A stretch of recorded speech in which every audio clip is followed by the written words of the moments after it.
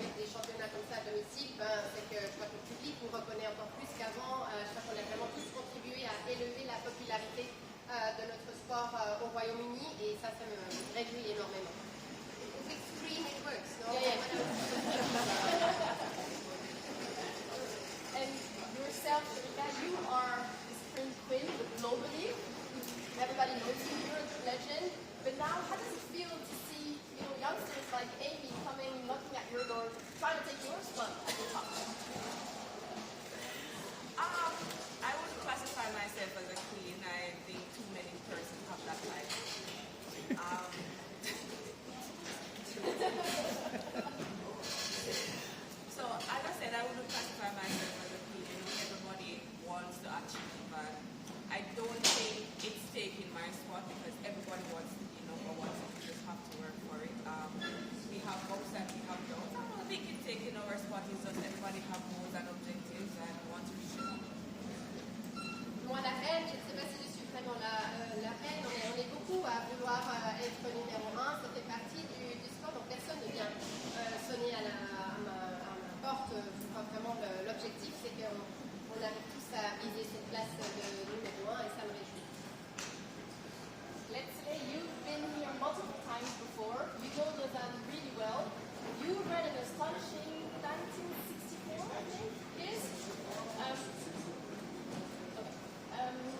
do you feel about tomorrow's race? I know the meet record is 1950. Is that something you think about?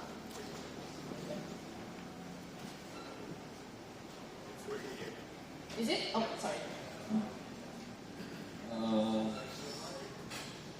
We are not yet on that 1950, but if it could happen, it's going to happen. But as of yet, I haven't raced in a long time. It's just to see how the body reacts after 4 or 5 weeks of just training and just trying to achieve using our best, because the past 5 weeks has just been good on training. Everything has been falling into place. It's just to see how the body goes after tomorrow's race.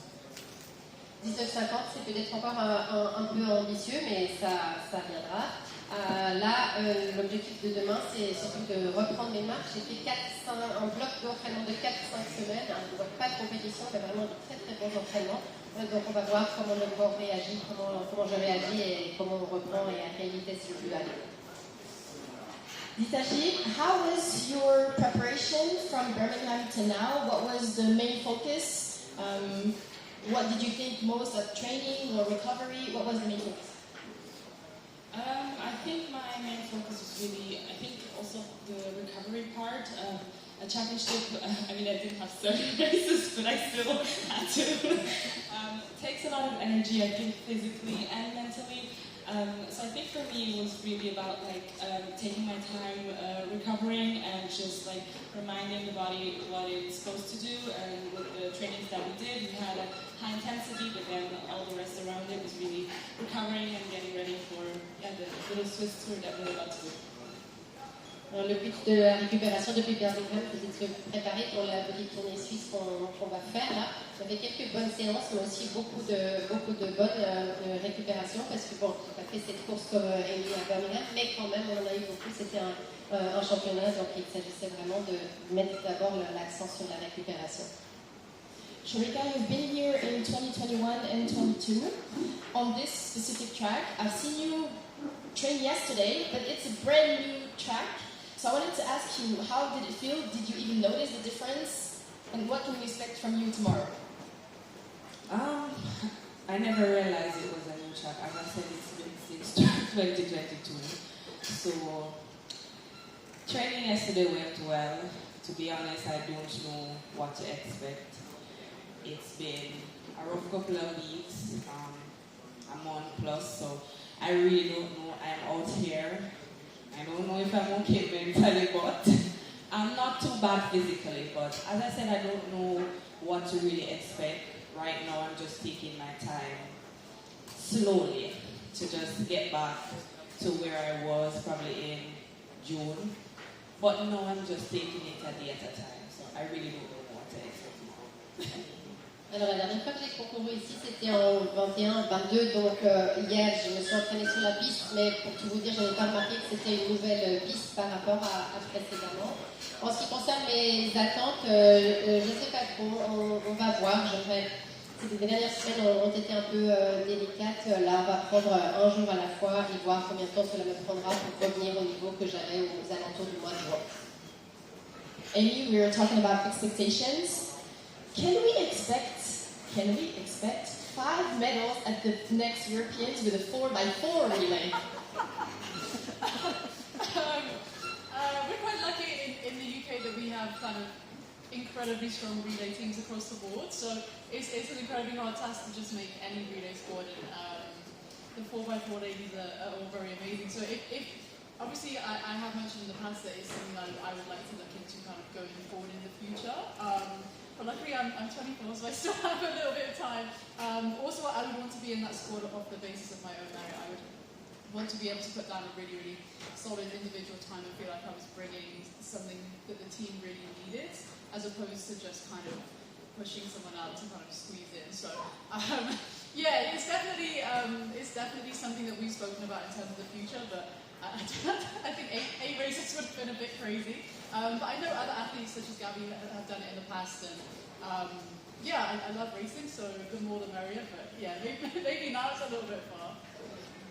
5 médailles d'or au prochain championnat d'Europe, ça veut dire faire le 4x400. Bon, On en a parlé par le passé, mais je ne sais pas si c'est très réaliste parce qu'en Bretagne, on a la chance d'avoir énormément de bons athlètes. C'est très difficile de se qualifier pour le relais. Alors si je pouvais, si je peux apporter quelque chose à l'équipe, pourquoi pas. Si le temps me faut apporter quelque chose, pourquoi pas. Mais je ne viendrai certainement pas mettre une autre athlète dehors et prendre sa place. Après, faire 8 courses, c'est quand même énorme. Je sais que d'autres l'ont fait avant, mais c'est vraiment très très difficile à réussir. Je n'ai que 24 ans, alors peut-être que dans un avenir plus lointain, pourquoi pas, on en a parlé, mais peut-être pas tout de suite. Letsile, you've run 986 over 100, 1946 over 200, and 44:29 over 400. Now, if you had to choose only one event until the rest of your career, what would it be? The tough one. If I would have to choose one event for the rest of my career, I'll opt for the 200 meters because the 400 things have changed. Colin has taken the 400 meter into another trajectory. So with the 100, the young boys coming out. So with the 200, it's 50-50 chance. On me posait la question de choisir une discipline à vie pour le reste de ma carrière entre 100, 200 et 400. Eh bien, je prendrais le 200 parce que sur 400, certes, j'avais fait 44-29, mais là, avec Colin et tout ce qu'il nous montre cette année, c'est une autre dimension. Avec les 9,86 sur le 100 mètres, il y a des jeunes qui poussent aussi, donc je crois que mes chances continuent d'être les meilleures sur 200 mètres. Now I have my own little fantasy. I imagined a relay with Didi as one, Amy as second leg, and Shericka as anchor leg. Now, who would you take as third runner? In the whole world, every era and every country possible. I feel very honored that I'm in that relay. I feel like I have no place in that. So, no, especially for me. Yeah, for all of you. Okay. For all of you. I don't know. Well, I mean, if we do a fantasy relay, I would really love to run the relay with my sister. Great. But I don't know if you guys agree, but if you want to have her, I would love to agree her, please.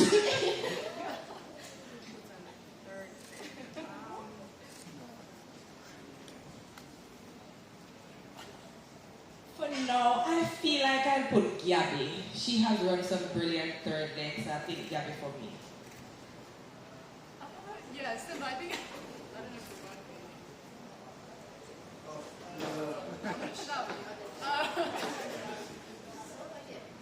I think I choose someone who runs a really good turn, so like a really strong twin runner, maybe like Elaine or Tina, someone who's like gets off that turn and they're ahead. Perfect. Very good choices, by the way.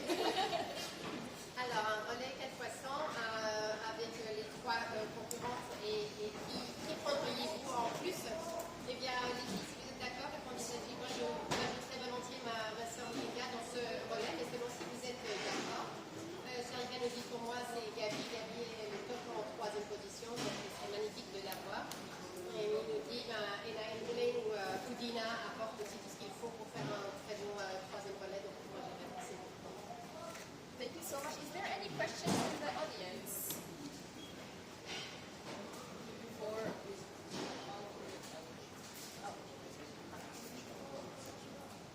Qui est la question? You train Italy now with Manuel with Timothy. Please tell us something about how important is it to train in this group. What happens there to have so many success with Marco Irale and now with Timothy? Tim is like my little brother. He's over there. But yeah, no, it's I love our training group. It's so full of so many different people and different life experiences and cultures. We have 4 different languages, so it's like playing Duolingo every day, all day. And that's probably the reason my Italian isn't so great. But yeah, it's incredible. We all support each other so much. It's like one. Working good. Oh yeah. Thank you. It's like one huge kind of family, so we really take care of each other. We have so many people who are so strong at different aspects of the race, and now we have like African champs, European champs, and yeah, it's just incredible. It's our own kind of tiny bubble. It's only us at the track. It's a very kind of sleepy Renaissance town. There's not too much going on, so it really lets you focus on your job and what you're there to do and to train as hard as possible. There's not too many distractions, and yeah, we all keep each other sane, and it's a fun day every day.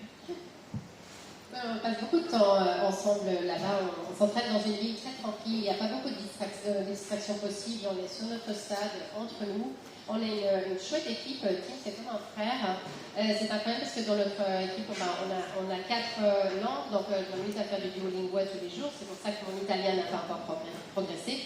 On est vraiment une grande famille aussi avec des gens qui viennent de partout, on a des athlètes très forts qui viennent d'Afrique, d'Europe, enfin c'est très enrichissant et tous les jours on se dit voilà, encore une belle journée qu'on passe ensemble à s'entraîner. Any other question?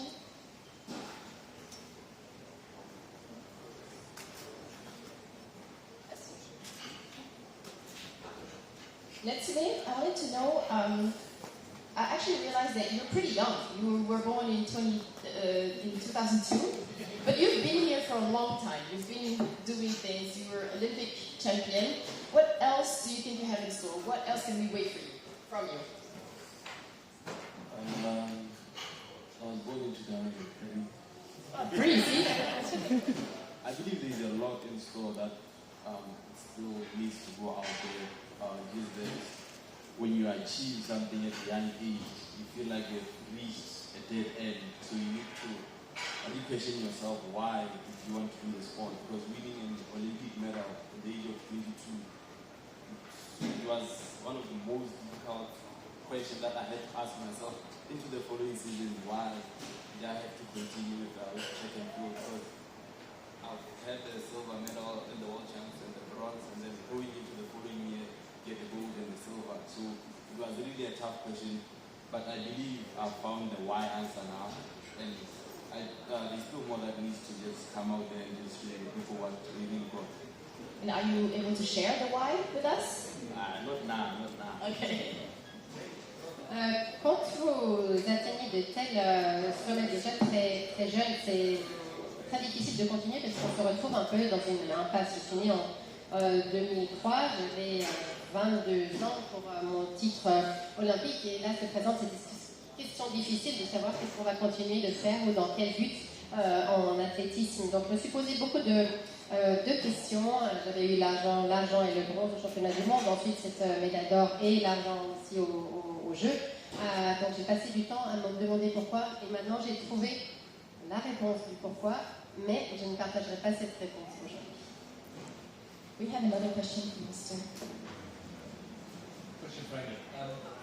I just wonder, Amy, how good are you, or how natural does it feel to move from one event to the other, so Commonwealths, Europeans, now back to the Diamond League? And I just wonder, is there a parallel to taking exams? We can all remember what it was like. You kind of swipe one off and then you got another one. Has that helped you? Yeah, I think bizarrely it has, especially because each different event has its own sort of character or kind of flavour to it in a way. Like Commonwealth is very, very different to Europeans, and even coming back on the Diamond League scene, it's a very different Amy here than the Amy that was in Birmingham. But yeah, I agree. I especially my final year, I was taking exams, and sometimes it was kind of medieval literature, and then I'd go straight to Victorian literature. So it was a very quick switch up and having to kind of compartmentalize stuff, and I think that's the biggest thing for us, and that's how track essentially acts. It's very much like one step in front of the other constantly, and you're always moving forwards. And once an event is done, it's very much kind of full stop, underline, dealt with. But I think having the 2 days in between, having 48 hours to kind of recollect myself, remember myself, just spend time on my own, not talking to anyone, lying down at the spa has kind of been a good reset for me. And also, there's still track affords you so many different opportunities in so many different areas. So, kind of reaching your goals in one championship doesn't mean there's not more goals to kind of pursue. So, it keeps you straight on the path, and it keeps you kind of aiming and achieving for other things. Oui, c'est vrai que l'important c'est d'enchaîner une compétition après l'autre. C'est vrai que ça ressemble un petit peu à des examens dans le sens où on en finit un et on fait un suivant. Mais je dois dire que chacune de ces épreuves, que ce soit les Jeux du Commonwealth, la Diamond League, les championnats d'Europe, etc., chacun a une saveur particulière. Donc il faut les enchaîner et pouvoir essayer de continuer d'avancer. Là j'ai eu 2 jours de récupération où j'ai pas fait grand chose, je me suis couchée un peu dans le spa et j'ai pris le temps d'être seule avec moi-même et d'être prête pour continuer. Ce qu'il faut dire aussi, c'est que lorsque vous terminez un grand championnat ou une épreuve, vous avez peut-être eu un super résultat, mais je ne veux pas dire que c'était parfait. Il y a toujours quelque chose dont on peut apprendre et puis l'appliquer au championnat ou à l'examen suivant. Thank you so much for your time, and I wish you the best of luck for tomorrow.